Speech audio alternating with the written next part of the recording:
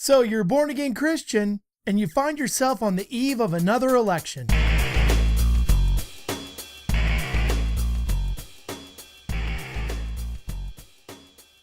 Christians, this is my last plea to you to get out and vote. I'm voting for Trump. I'm not going to lie to you about it. I'm not going to say, oh, I'm going to be unbiased and talk to you about it. I have a very, very biased opinion. I am going off of my opinion and what I've seen from everything I've gathered from Christianity, everything I have gathered from watching the Democrats and the Republicans, the Libertarians, the Green Party. I've watched all of it. And here's my conclusion. The best hope we have just to survive this election is the Republican Party. The Democrats are bent on destroying the Christian community. They want to go open borders. They want to let everybody in here. They want to do the Equality Act, which will shut down Christianity being able to ever fight anything in court. They want to promote abortion. The Libertarians, they're like, hey, they want everybody stoned sitting on a street corner somewhere. They're going to bring everybody back. We saw what happened through Obama and the Democrats when you just suck everybody out. ISIS, that's what everybody warned them about. They were smarter than the rest of us. Look what happened. Then on top of that, you can't go the Green Party because as far as they're concerned, half of us need to go away so the earth can survive. You need to protect the earth at all cost.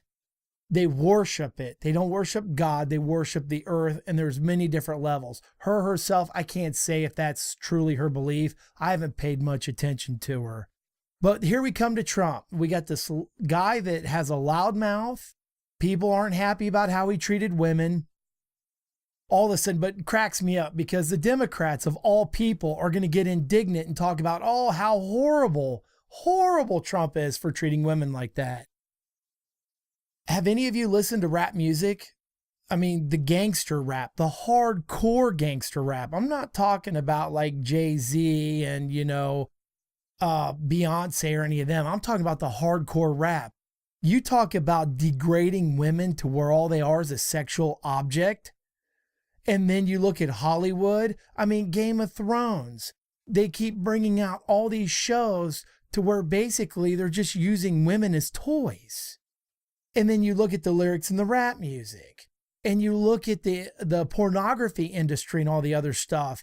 And then if you accidentally do procreate by accident, the Democrats want you to go get rid of the kids so you can go practice it again. They are all about convenience and selfishness. And then they're going to turn around and over a couple comments he made in the locker room, talking to another guy, probably bragging. I'm not defending it. It was wrong. But like everything in life, the world wants to condemn and destroy you every opportunity they get. Christianity, we want to restore you. We want to confront you, pull you out, get you resituated, start restoring you back into the community and get you back out there through love and forgiveness. Christians, here's another thing.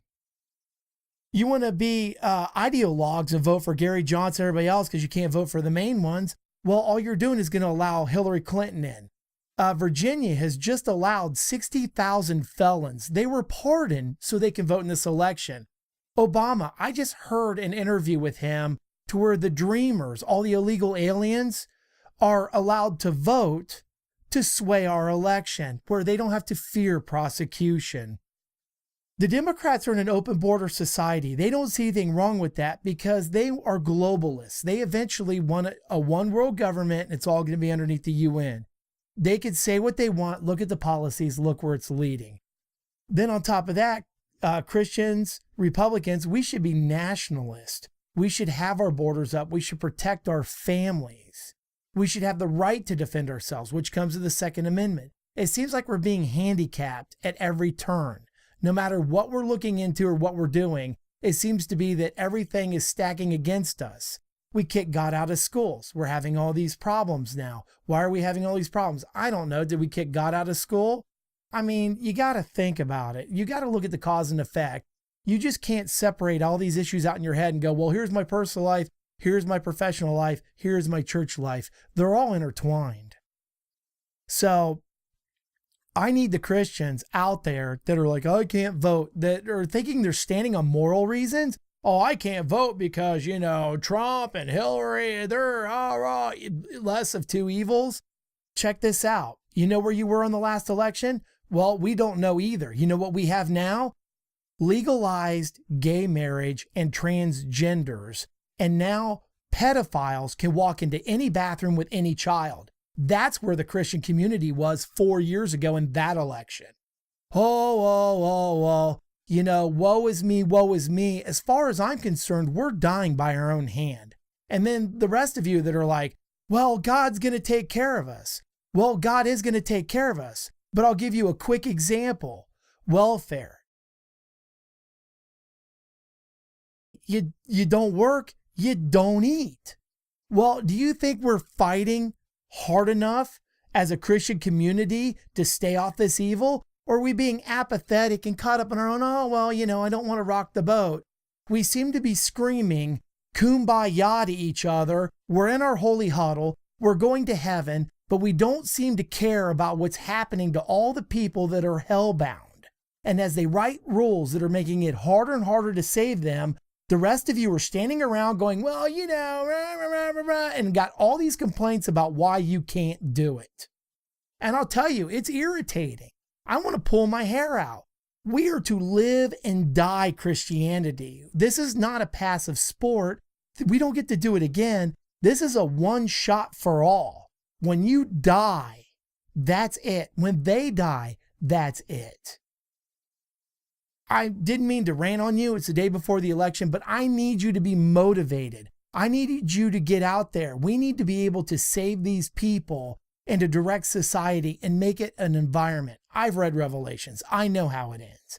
And if you're using that as an excuse, that is an awful example for Christianity also.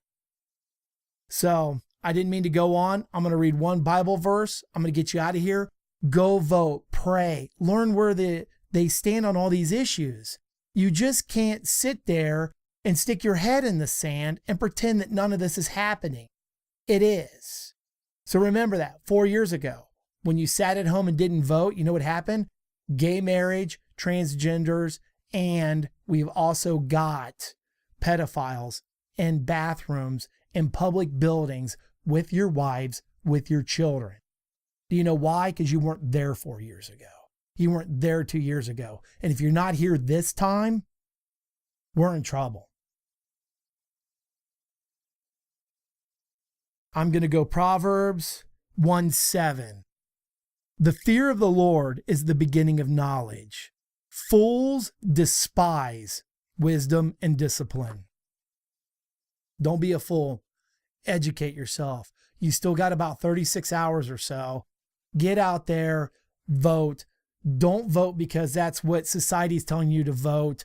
Read the Bible, educate yourself, find out what the Christian groups are saying, and make sure you discern between the ones that are legit and the ones that are just trying to sway your vote. Remember, children are being sucked into tubes and destroyed. Children's lives are being ruined because they are being indoctrinated. So, you're a born-again Christian and you want to set this election out. Well, I gave you an outline of what happened last time. God bless. See you on the other side.